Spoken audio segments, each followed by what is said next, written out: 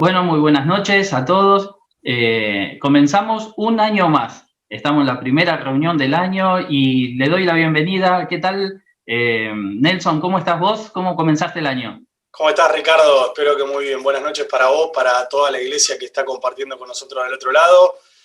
¡Feliz año nuevo! Qué loco decir esto en una situación como la que estamos, pero qué agradecidos que podemos ser a Dios de un año más. No cambió nada de ayer a hoy, estamos igual, quizás con algún que otro kilito de más, porque viste que el 31 como que uno siempre se da otro permiso para comer algo, qué sé yo, pero bueno, tenemos ahora un par de semanas para volver a ponernos en orden, ¿no? Y la dieta comienza el lunes, seguro. Claro, bueno, hay más días entonces. Hoy viernes no. Se va a desbandar esto, me parece. Bueno. Bueno, tenemos la primera reunión del año, reunión de oración, de ministerio. Hoy habla nuestro hermano Rubén Serra. Y para empezar, vamos a compartir, ¿qué, Nelson?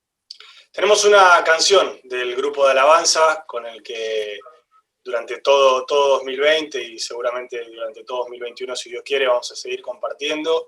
La alabanza, la adoración, las canciones siempre han sido muy importantes para nuestra iglesia, siempre se le ha dado mucha relevancia. Una iglesia que en otros tiempos ha tenido muchos coros de todo tipo, de toda clase, mucha gente que le gusta cantar, que le gusta tocar, pero principalmente porque lo entendemos como un momento para reconocer a Dios, para darle gloria, darle gracias a Dios, para transmitirle lo que nosotros sentimos, pero también sobre todas las cosas para reconocer lo que Él es. Y hay un versículo que me gusta mucho antes de escuchar esta canción que se llama Por su gracia, que está en el Salmo 107, en una de las versiones de la Biblia dice: den gracias al Señor porque Él es bueno. Qué linda manera de arrancar este nuevo año. Dar gracias al Señor porque Él es bueno. Su fiel amor perdura para siempre. Los ha rescatado el Señor, entonces hablen con libertad. Y si hay algo que yo destaco de este 2020 que ha pasado y de este 2021 que va a comenzar, es la libertad con la que nosotros pudimos hablar. Encontramos la vuelta para seguir transmitiendo de lo que Dios hizo en nosotros. Y esto es lo que dice esta canción. Hablar de la gracia del Señor que nos trajo libertad a nuestro corazón, que nos trajo amor, perdón de pecado, salvación y por supuesto mucha misericordia. Así que, Richard, si te parece, podemos escuchar esta canción y arrancar así esta primera reunión de 2021. Así es. Bueno, adelante, la compartimos.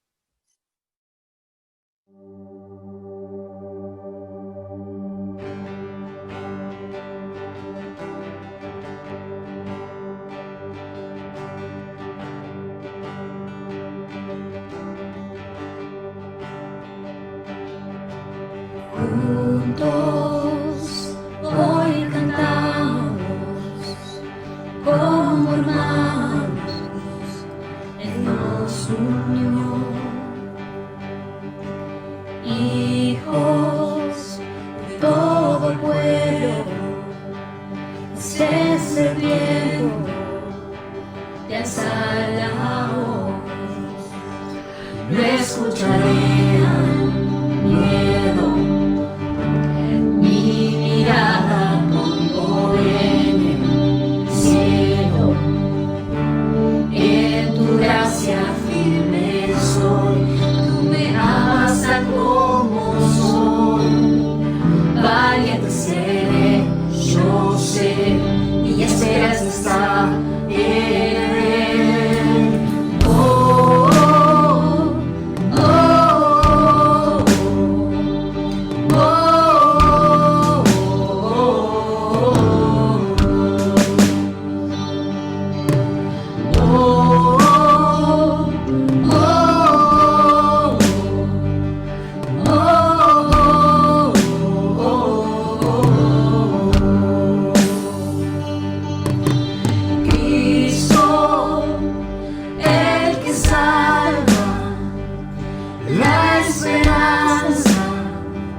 Está en él,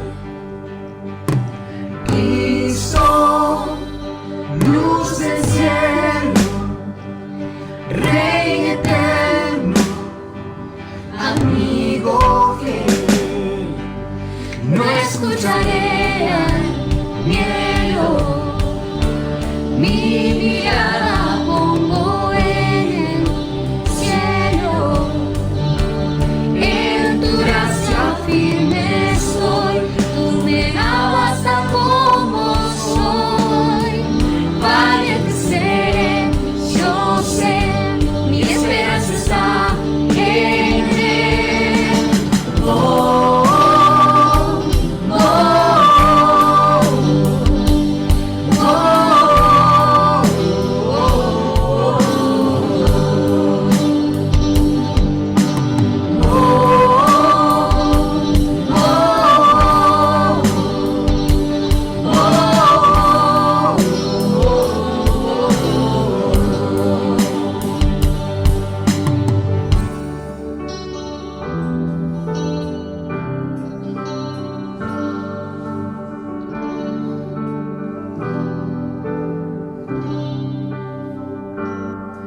Se oirá en los cielos el sonido de nuestra adoración.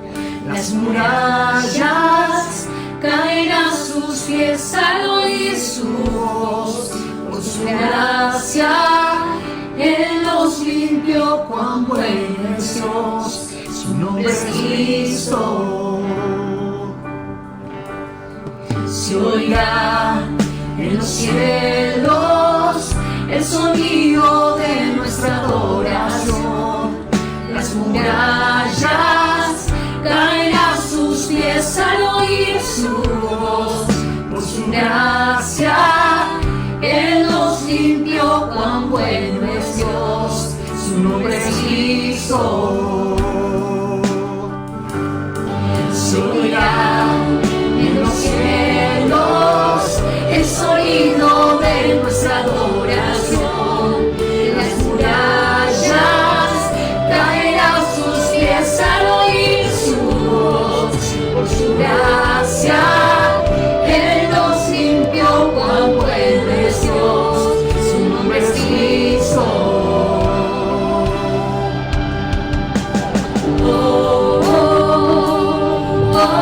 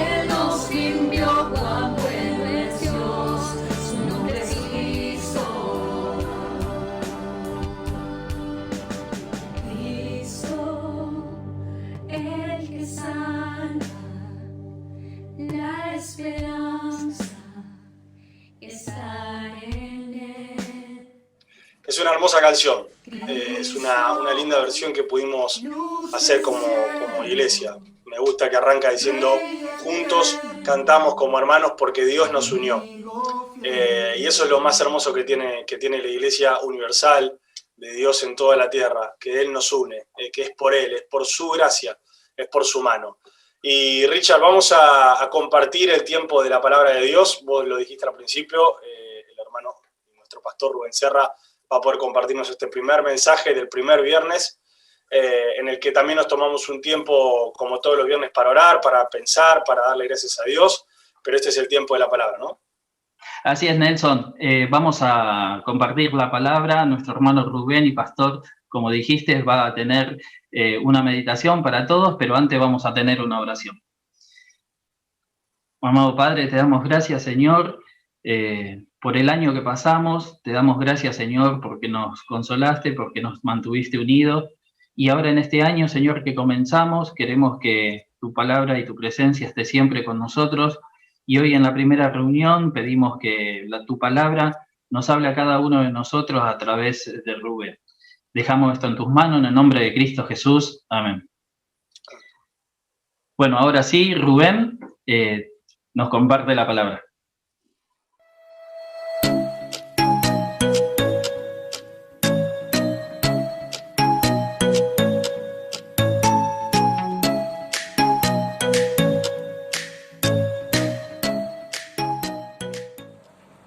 Hola, buenas noches, queridos hermanos. Acá estamos encontrándonos, habiendo dejado atrás un año y dando inicio a un nuevo año con mucha esperanza, como se suele decir, y lo decimos a cada rato, con la expectativa de que sea mejor que el que pasó. Si hago memoria, creo que en los últimos años siempre tuve que hablar en el último mensaje o el primero del año.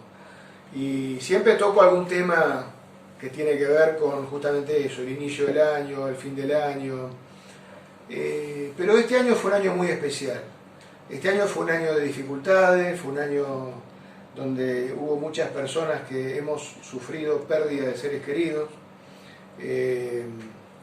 y el sufrimiento estuvo ahí presente. Por eso me puse a pensar cuando tenía que decidir de qué hablar, y el tema del sufrimiento es un tema importante. Yo sé que si estuviera en vivo y hubiera acá toda la iglesia y preguntara que si el tema del sufrimiento es algo de lo que vamos a hablar, más de uno levantaría la mano y me diría en qué libro voy a tener la meditación. Y seguramente estarían acertados, Job. Y si yo le pregunto acerca del libro de Job, también creo que hasta las personas que no acostumbran a leer la Biblia tienen una cierta idea de que Job fue un hombre que sufrió mucho, injustamente, entre comillas. Y si les hiciera otra pregunta acerca de cuál es el tema central de Job. ¿Cuál es el tema central de Job? Y muchos me dirían el sufrimiento. Ahora, yo tengo que decirles que no es el sufrimiento. El sufrimiento tiene una parte muy importante en el libro de Job, pero el tema es de qué manera nos aproximamos a Dios. ¿Cuál es el Dios que conocemos y cuál es el tipo de relación que tenemos con nuestro Dios? Y el libro de Job tiene una particularidad muy especial, que es un libro que pertenece a la poesía hebrea. A la poesía hebrea. Todos los escritos que están escritos en poesía son escritos que son un poquito más difíciles de entender. Por eso Job tiene los primeros 2 capítulos que son prosa, que son relato, y el último capítulo del libro, el 42, que es también prosa. Todos los capítulos intermedios son poesía.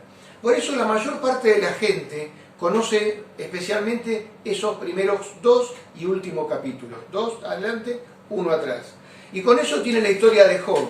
Y yo sé que todo lo que hay en el medio, lo que sucede, las discusiones, los intercambios entre los amigos de Job y Job, son leídos un poquito a la pasada y se pierde un poco lo que se aprende de esos discursos justamente. Por eso yo quiero que hoy, rápidamente, porque la idea no es hablar mucho tiempo, podamos profundizar en algunas cosas. Los amigos de Job se acercan a Job en un momento de mucho dolor. Todos vamos a recordar la historia. Job era un hombre ejemplar para los parámetros humanos, un hombre que era un hombre íntegro, lo dice la misma Biblia. Cuando nosotros tenemos abierto ahí el libro de Job, dice que hubo en la tierra de Uz un varón llamado Job, y era este hombre perfecto y recto, temeroso de Dios y apartado del mal. Dice después su hacienda era 7.000 ovejas, 3.000 camellos, y sigue dando números de mucha abundancia. Y dice que era aquel varón más grande que todos los orientales. Dice después que sus hijos hacían banquetes en sus casas, y cada día mandaba llamar a sus hermanos y hermanas, y tener un momento de alegría. Y Job, dentro de todo eso, siempre se reservaba un tiempo, un momento para ofrecer sacrificios a Dios. Dice, no sea que mis hijos hayan cometido algún pecado, vamos a ofrecer sacrificios. Entonces era un hombre íntegro, no se le podía achacar nada, un hombre bendecido con abundancia, un hombre devoto de Dios. Pero resulta que viene la prueba, y la prueba viene a través de Satanás, que se encuentra con Dios, y Dios le destaca a Job como un siervo que había, que era con una conducta ejemplar. Y Satanás le dice algo que es claro: hace todo eso y está bien con vos, porque ¿cómo no lo va a hacer? Si vos le diste de todo, no le falta nada, pero va a quitarle lo que tiene, a ver si sigue siendo íntegro, a ver si sigue bendiciéndote, o no te niega y se olvida de vos. Entonces dice, bueno, te doy el permiso para que hagas eso. Satanás le quita a los hijos, le quita las posesiones, le quita todo lo que tiene. Hay un segundo encuentro. Bueno, pero tiene la salud todavía. Bueno, le quita la salud también. Y ahí queda con una enfermedad que le traía mucho dolor. Hasta la piel se le caía, dice en las descripciones. Y ahí estaba tirado y empieza a sufrir él. Porque básicamente el dilema de Job era que no entendía por qué le había pasado eso a él. Dice, no entiendo por qué me pasa esto a mí, que soy un hombre justo. Miren, El capítulo 23, versículo 11 dice algo que él pensaba. Dice, mis pies han seguido sus pisadas, las pisadas de Dios. Guardé su camino y no me aparté. Del mandamiento de sus labios nunca me separé. Guardé las palabras de su boca más que mi comida. Fíjense, esa es la idea que tenía de Job. Dice, no entiendo, soy un hombre justo y Dios deja que me esté pasando esto. Y entonces él empezó a pedir una especie de encuentro con Dios. Él pedía un juicio con Dios. En el capítulo 13, versículo 15 dice,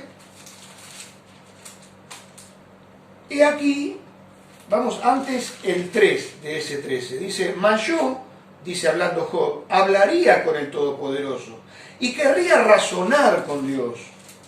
Y en el 15 sigue diciendo, he aquí, aunque él me matare, en él esperaré, no obstante defenderé delante de él mis caminos, y él mismo será mi salvación, porque no entrará en su presencia el impío. Oíd con atención mis razonamientos, y mi declaración entre vuestros oídos. He aquí ahora, si yo expusiere mi causa, sé que seré justificado. Bueno, esta era Job, ¿se dan cuenta? Para Job había sido presa de una tremenda injusticia. Él no merecía el mal que le estaba pasando. ¿No es esto lo que nos pasa a veces? ¿Cuántas veces pensamos, ¿por qué a mí? ¿Por qué a mí? Había una idea que se le ha dado en llamar teología retributiva. Es la misma idea que tenían los amigos que lo fueron a ver después. Que el mal siempre era el castigo de pecado. Y el bien siempre era la recompensa por la justicia. Entonces, cuando a una persona le iba mal o tenía algún problema, el estigma de que había pecado o que había hecho algo mal estaba ahí presente. Nada más alejado de la realidad. Pero claro, eso lo tiene que aprender Job. Y el sufrimiento, y acá viene el tema, no es el tema central de Job. El sufrimiento es la relación del hombre con Dios. ¿Cómo se aprende? Muchas veces a través de la escuela del sufrimiento. Para Job el sufrimiento fue una escuela que lo llevó a incorporar, a aprender cosas que dentro de toda su religiosidad para él eran oscuras, como queda claro cuando termina el libro. Ahora, él estaba tirado, la esposa le dice, bueno, maldecí a Dios y moriste. Maldecí, aún así, miren, textuales palabras dice en el capítulo 2, versículo 8 dice, y tomaba Job un tiesto, un palo para rascarse con él, y estaba sentado en medio de la ceniza. Entonces le dijo su mujer, aún retienes tu integridad, maldice a Dios y muerte. Aún retienes tu integridad. Sin embargo, él dice, yo no voy a negar a Dios. Dice, y él dijo, como suele hablar cualquiera de las mujeres fatuas, has hablado. ¿Qué? ¿Recibiremos de Dios el bien y el mal no lo recibiremos? En todo esto, dice el libro, no pecó Job con sus labios. O sea que, aunque tenía una idea tenebrosa, no plenamente clara, él sabía que no podía enfrentarse a Dios. No podía atribuirle mal a Dios. Entonces yo no voy a maldecir a Dios, voy a mantener mi integridad. Estaba en ese sufrimiento, aún su propia esposa lo había dejado de lado, cuando aparecen tres amigos de nombres raros, Elifaz, Bildad y Zofar. Elifaz, Bildad y Zofar.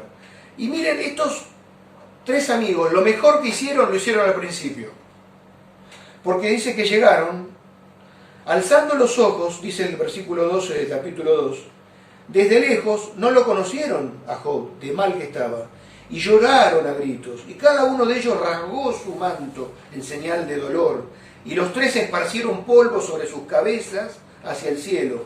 Escuchen, y se sentaron así con él en tierra, acompañándolo, sentado en la tierra, por 7 días y 7 noches, y ninguno le hablaba palabra porque veían que su dolor era muy grande. Digo que era lo mejor que hicieron porque quiero aprovechar el momento. Muchas veces frente al dolor, frente al sufrimiento, frente a la persona que llora, lo mejor muchas veces no son las palabras, es la compañía, es el compartir el momento, es estar dispuestos a escuchar o lo que la persona quiera. Porque cuando abundan las palabras, lo que aparecen son las ideas preconcebidas que tenemos. Y muchas veces en nuestras palabras no solamente no mitigamos el dolor, sino que le creamos nuevos problemas, le creamos nuevas situaciones. Y esto fue lo que pasó con los amigos de Job. Ellos también tenían una teología retributiva. Ellos pensaban eso también. Y ellos decían, si a vos te está pasando esto, es porque algo hiciste. Miren, uno decía, en 4.7 dice, Elifaz hablando, recapacita ahora, le dice a Job. Después de los 7 días empezaron a hablar. ¿Para qué? Llegó un momento que Job no sabía cómo sacárselo de encima. ¿Por qué? Porque empezaban a pegarle duro. Recapacita ahora. ¿Qué inocente se ha perdido? ¿En dónde han sido destruidos los rectos? Como yo he visto, los que hagan iniquidad y siembran injuria, la ciegan, perecen por el aliento de Dios y por el soplo de su ira son consumidos. Estaba diciéndole, mirá, si estás pasándola mal es porque algo hiciste mal. Algo hiciste mal. 5:17, sigue hablando la misma persona. Y le dice, he aquí bienaventurado es el hombre a quien Dios castiga. No menosprecie la corrección del Todopoderoso. Miren, este es un versículo que muchas veces lo usamos para decir nosotros. Aprovecho para hacer un breve paréntesis. No todo lo que dicen los amigos es errado. Hay un montón de pensamientos que son totalmente ciertos, pero ellos tenían muchas ideas preconcebidas. Y una de ellas era que si Job estaba sufriendo, sí o sí era porque había pecado. Y ellos basaban su seguridad frente a Dios, también eran religiosos como Dios, en 3 cosas que todavía hoy vemos que muchas personas usan. Elifaz era un místico, era una persona que hablaba de la santidad de Dios, y que él dice que yo llegué a ver y a comprender cosas a través de visiones. Capítulo 4, versículo 12, dice, el asunto también me era a mí oculto, mas mi oído ha percibido algo de ello, en imaginaciones de visiones nocturnas. Cuando el suelo cae sobre los hombres, me sobrevino un espanto y un temblor que estremeció todos mis huesos, y al pasar un espíritu por delante de mí, hizo que se erizara el pelo de mi cuerpo. Paróse delante de mis ojos un fantasma, cuyo rostro yo no conocí, y quedó ahí, y oí que decía, y será el hombre más justo que Dios, y ahí sigue hablando. ¿Ven? Era un místico, era una persona que, como escuchamos muchas veces ahora, arma una historia de algo sobrenatural que le está pasando, y que él recibe eso, la experiencia, las visiones, y era una forma errada, y no hacía más que sepultar a Job bajo la sombra de la acusación de pecado. Y el segundo, Bildad, era el típico tradicionalista que se agarra de las tradiciones, de los antepasados, de lo que decían, mire, y no tanto de la santidad de Dios, sino de la justicia de Dios. El primero decía, has ofendido la santidad de Dios. El segundo, Bildad dice, ofendiste la justicia de Dios. Que la justicia de Dios, casualmente, estaba mezclada con las tradiciones. Las tradiciones no tienen nada que ver con la justicia de Dios.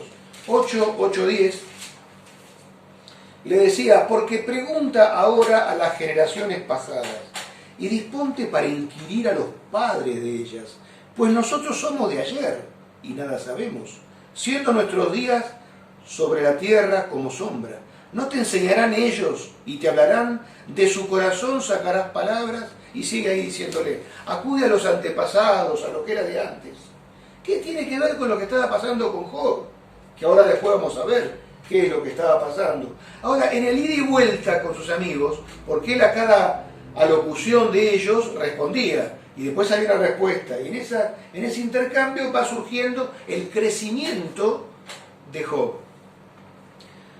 Llegamos al tercero. El tercero es el dogmático. El primero era el místico, el que basaba todo en sus experiencias sobrenaturales.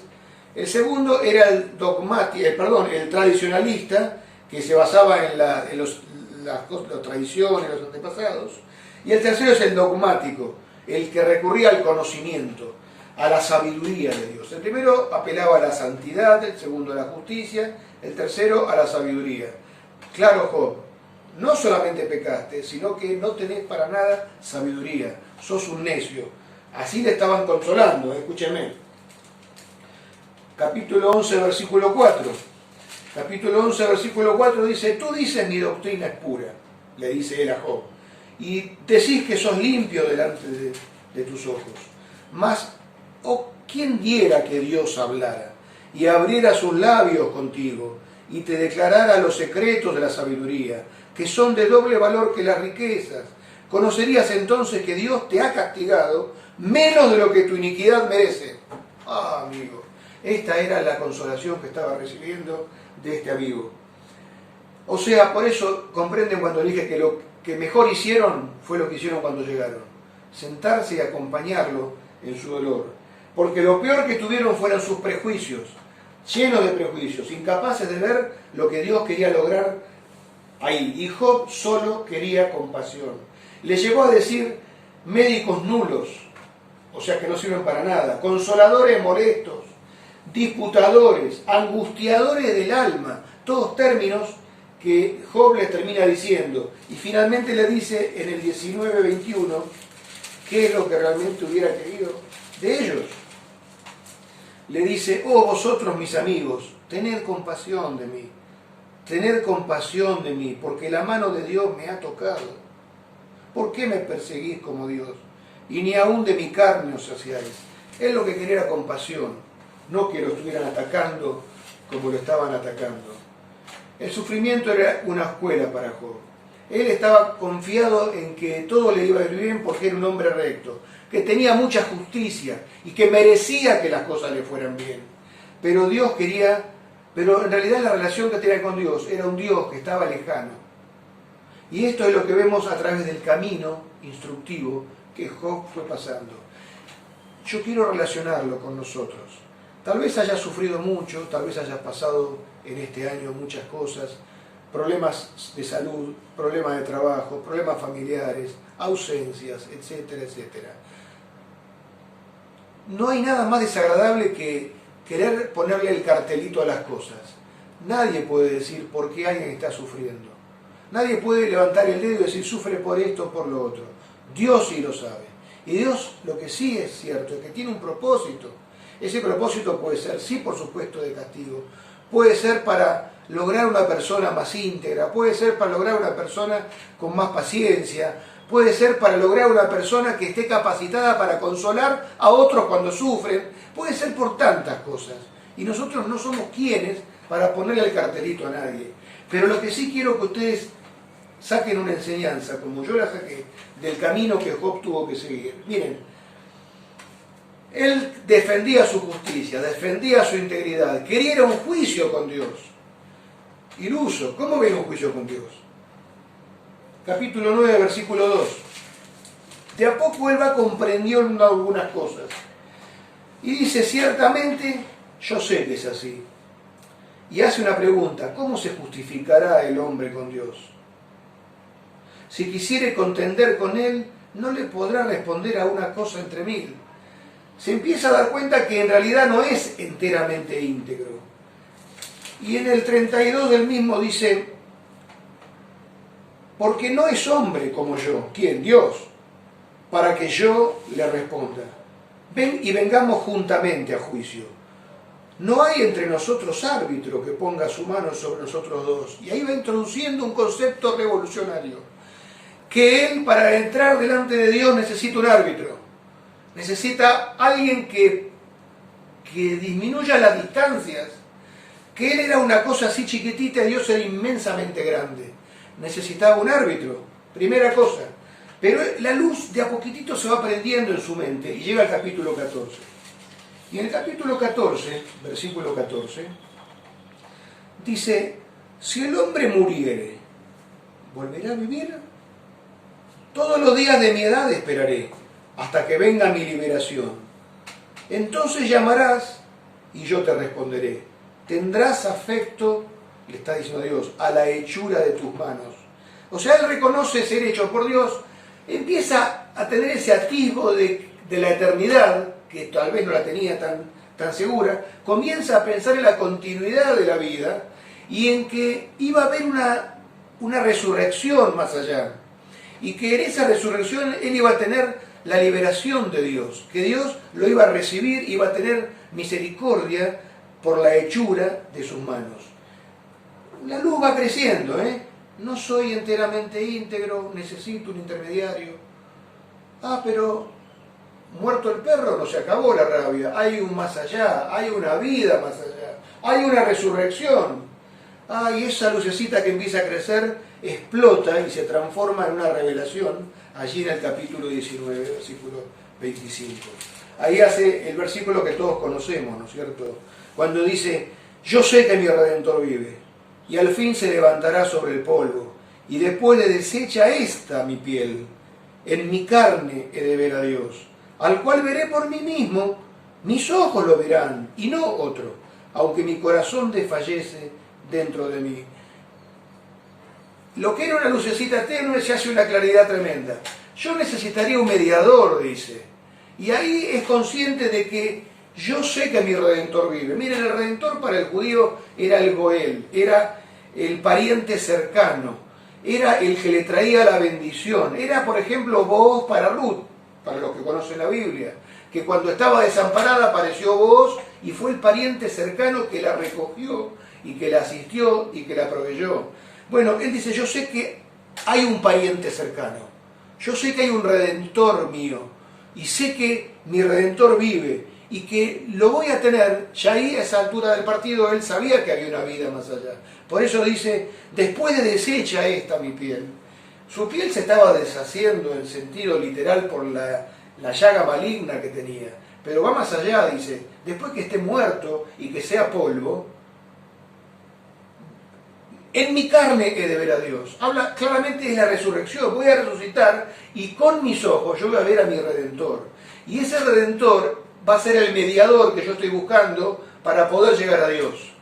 Y ahí se va introduciendo la gran figura del mediador, que sabemos nosotros que no es otro que Jesucristo. Para nosotros también hay un mediador. Tenemos que tener esta misma certeza que tenía Job, Jesucristo. Y sabemos que aunque nuestra piel sea deshecha y cuando nos muramos, vamos a resucitar y vamos a ver al Señor Jesucristo, que nos va a introducir a la gloria del Padre. Y con nuestros ojos y no otro vamos a verlo a Él. Aunque estemos desfalleciendo en nuestro corazón, mis ojos lo tienen que ver ya desde ahora. Pero el camino de Job continúa. Y Job estaba lleno de palabras, había dicho un montón de cosas. Y quería disputar con Dios. Pero en el capítulo 40 llega un punto en el cual él dice, me callo. Resulta que el que se le había aparecido ya no era sus amigos. Había habido una teofanía. Se le había aparecido Dios mismo para decirle, Job, estás haciendo algo que está dejando de lado las diferencias que hay.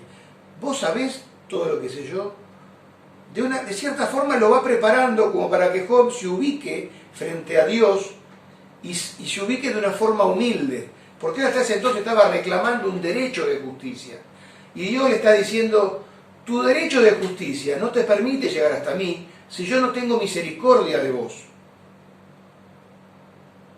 Y entonces cuando le dice eso, él dice, Job respondió a Jehová y dijo, he aquí, yo soy vil.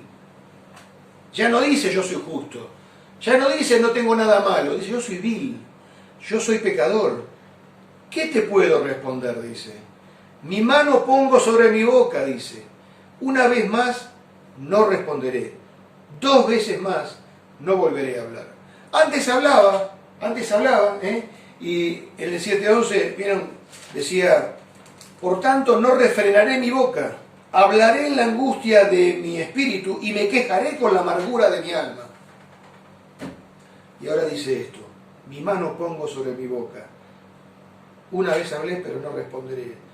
No volveré a hablar. Se da cuenta de que ante Dios tenía que callar. Y que Dios tenía algo que enseñarle y se lo estaba enseñando. No sos totalmente justo. Sos más justo que todos los que están al lado tuyo. Pero cuando te mirás frente a Dios, sos pecador como todos los demás. Se dio cuenta que había una vida más allá. Y que de nada le servía vivir una vida abundante y de religiosidad acá en la tierra, quemando sacrificio a un Dios que estaba lejano y que después cuando se muriera, nada de eso sirviera para nada. Y se dio cuenta que necesitaba un redentor, un mediador, que lo introdujera delante de Dios y que ejerciera misericordia, y que la vida que iba a recibir, no la iba a recibir porque él era justo y había hecho las cosas bien, sino porque Dios lo había amado y había tenido misericordia de él. Por eso tenía que callar. Y así llega al último capítulo. Y el último capítulo es un capítulo que tenemos hasta canciones que cantamos. Yo conozco que todo lo puedes. Una canción que hace rato que no cantamos, pero la solíamos cantar bastante. Y acá Job se humilla frente a Dios. Acá Job es como que llega al pináculo, a la cumbre de esto que la escuela del sufrimiento le había estado enseñando. Él reconoce a un Dios real. Un Dios al cual le quemaba sacrificios, pero no tenía nada que ver con él. Y le dice, yo conozco que todo lo puedes. Y que no hay pensamiento que se esconda de ti. Como diciendo, todo lo que dije, ya lo sabías. ¿Quién es el que oscurece el consejo sin entendimiento? Y dice y reconoce, por tanto yo hablaba lo que no entendía. Cosas demasiado maravillosas para mí que yo no comprendía. Y le dice, oye, te ruego y hablaré, te preguntaré y tú me enseñarás. ¿Ven? Un Dios lejano al que sacrificaba se ha transformado en un Dios cercano. En un Dios que oye, dice oye, y un Dios que le responde, y un Dios que le enseña. Es un Dios totalmente diferente. Voy a cambiar, no es un Dios diferente. La percepción que él tenía, el Dios no cambia, siempre fue un Dios así. Pero Job estaba religioso, pero lejano. Ahora, con todo lo que perdió, estaba con un Dios cercano. Ya no era importante el sacrificio, era importante la comunión, era importante la adoración, era importante la consideración. Todo lo demás pasaba a un segundo plano. Y por eso termina diciendo, de oídas te había oído. Claro, era un Dios que yo tenía noticias nada más, pero ahora mis ojos te están viendo. Por tanto me aborrezco y me arrepiento en polvo y ceniza. ¿De qué se arrepiente Job? Si el libro mismo dice, con todo no pecó Job. No está bien usada la palabra arrepentimiento. Acá la palabra más bien es derretirse, deshacerse, retractarse. Es decir, de lo que se arrepiente Job es de haber estado tanto tiempo confiado en su propia justicia. Se arrepiente de su orgullo, de que estaba creído de que los bienes que había hecho le daban derecho a llegar a ciertas cosas. Pero ahora conoce que ante Dios lo único que vale es humillarse y reconocerle. Dejar que Él actúe, que tiene que dejar de mirarse Él para mirarlo a Dios. Y que tiene que tener un encuentro personal, de conversación, de adoración, de entrega, donde iba a recibir de Dios. Y me arrepiento, dice, en polvo y ceniza. Polvo y ceniza es la muerte. Me arrepiento, el viejo hombre, ese que antes se creía todo, está muerto ya. Está muerto. Ahora ha nacido un nuevo Job. Un Job que tiene una relación cercana con Dios. Por eso, querido hermano, o querido amigo, porque esto está grabado y va a salir en el éter, como se decía habitualmente. La reflexión final es, el año que pasó fue un año muy malo. Fue un año de sufrimiento. Pero lo peor de todo no sería el año de sufrimiento, sino que haya sido un sufrimiento en vano. Un sufrimiento que no te haya permitido conocer a Dios más cerca, acercarte a Él. Que no sea un año donde el sufrimiento te haya hecho renegar de Dios, protestar contra Dios, amargarte en tu espíritu, criticar a Dios, porque Dios está queriendo hacer algo con vos. Y dice, tened por sumo gozo, dice Santiago, cuando estáis en medio de diversas pruebas. Mantenga la prueba su obra completa. Y la obra completa, la prueba lo tiene cuando nos mantenemos debajo de la prueba. Cuando le decimos, Señor, no entiendo, pero sé que tenés un propósito para mí. Y yo quisiera que ahora, al empezar este nuevo año, ser un Rubén diferente, un Juan diferente, un Pedro diferente, tu nombre, lo que seas. Una diferente, tal vez no había en tu vida un pecado grosero, pero tal vez había una cierta lejanía de Dios, una superficialidad para tomar todo lo que era espiritual. Y esto nos acerca, cuando la enfermedad nos acerca a la muerte, nos damos cuenta de la transitoriedad de las cosas, lo transitorio de las cosas, lo efímero, lo que nos parece algo sólido, firme, que no se puede caer. El viento y el soplo de Dios aparece y lo tira en un instante, y lo único que queda es lo que nosotros tenemos construido con Dios. Y la única forma de construir algo con Dios, de acercarnos a Dios, es a través de Jesucristo. Por eso, si nunca le pediste perdón por tus pecados, si nunca abriste tu corazón para que Cristo, que murió por vos, que murió por mí y derramó su sangre, justamente para limpiar los pecados de todo aquel que se arrepiente y humillado, acude y cree en Él, es el momento. Va a ser un inicio de año muy especial. Un inicio de año muy especial porque va a haber cambiado tu vida. Y si sos creyente pero estabas un poquito apartado, un poquito lejos, un poquito frío, es el momento para que hagas como Job y digas: de oídas te había oído, pero ahora mis ojos te ven. Aprende a ver cada día a Dios, a pasar tiempo con Él, leyendo su palabra, orando con Él, hablando con Él. Queridos hermanos, que Dios les bendiga, tengan un muy feliz año y especialmente un muy feliz año junto a Dios. Chao, hasta luego.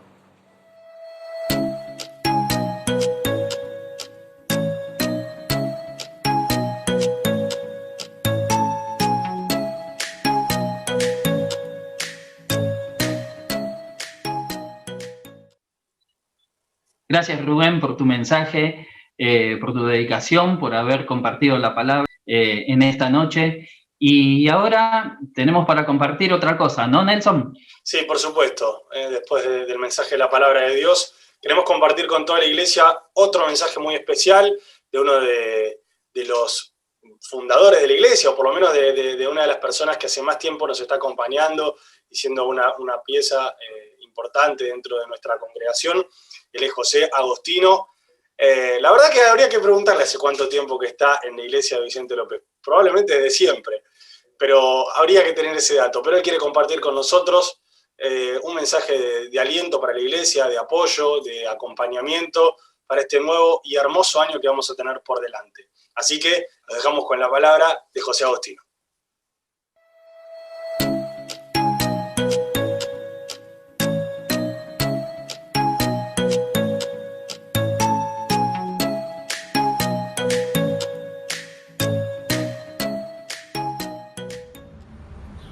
Hola, queridos hermanos, qué alegría poder transmitirles lo que siento en mi corazón al llegar al final un año más. Cómo desearía que estemos juntos en la iglesia como lo hacíamos todo este tiempo que pasó, alabando al Señor, entonando canciones, teniendo la comunión de todos ustedes y la compañía. Esto fue algo maravilloso, pero aquí estamos, se termina un año más. Y pedimos al Señor que Él nos siga guardando y bendiciendo como lo hizo hasta ahora. Hay hermanos queridos que ya no los vamos a poder ver porque pasaron y están en la presencia de Dios. Y yo también estoy esperando que seguramente no voy a tardar mucho en estar con ellos. Pero mientras tanto estoy con ustedes y me gozo con ustedes cuando puedo estar en la reunión. Y le pido al Señor que los días de vida que me da pueda concurrir a la iglesia, estar en las reuniones y gozarme como lo hice todo este tiempo atrás. Así que, hermanos, les mando un cariño muy grande para ustedes. Los amo con todo mi corazón. Y le pido al Señor que siga bendiciendo a la iglesia y que sigan viniendo personas que se congregan, que se arrepienten y podamos estar todos juntos en comunión. Así que, hermanos, los amo de todo mi corazón y les deseo a todos un feliz y próspero año nuevo. Gracias.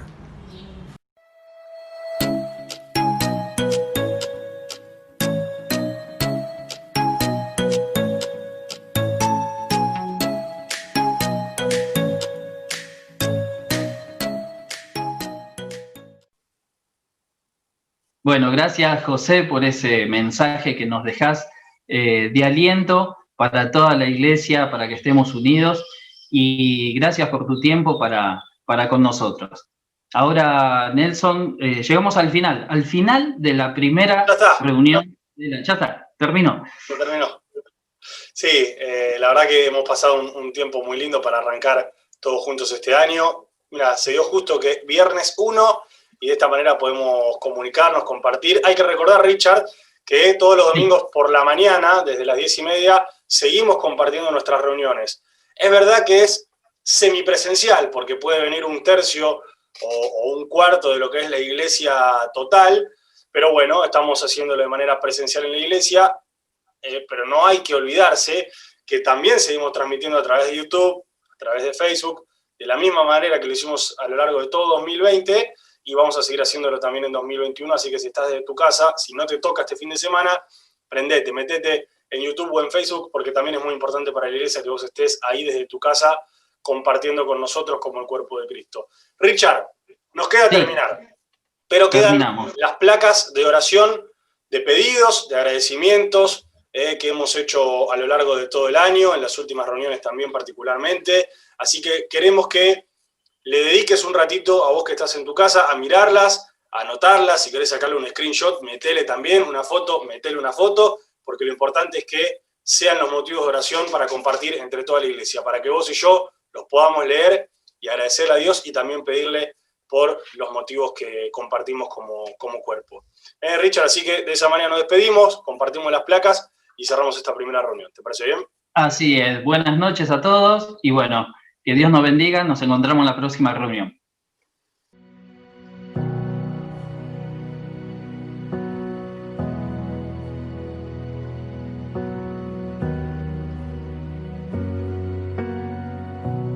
Que el Señor te bendiga y te proteja. Que el Señor sonría sobre ti y sea compasivo contigo. Que el Señor te muestre su favor y te dé su paz. Dios te guarde y bendiga.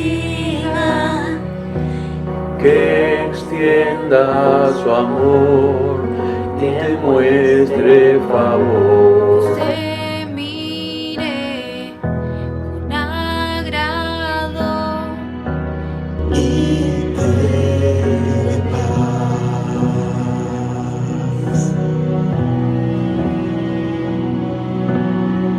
Dios te guarde y bendiga. Que extienda su amor, que muestre el favor.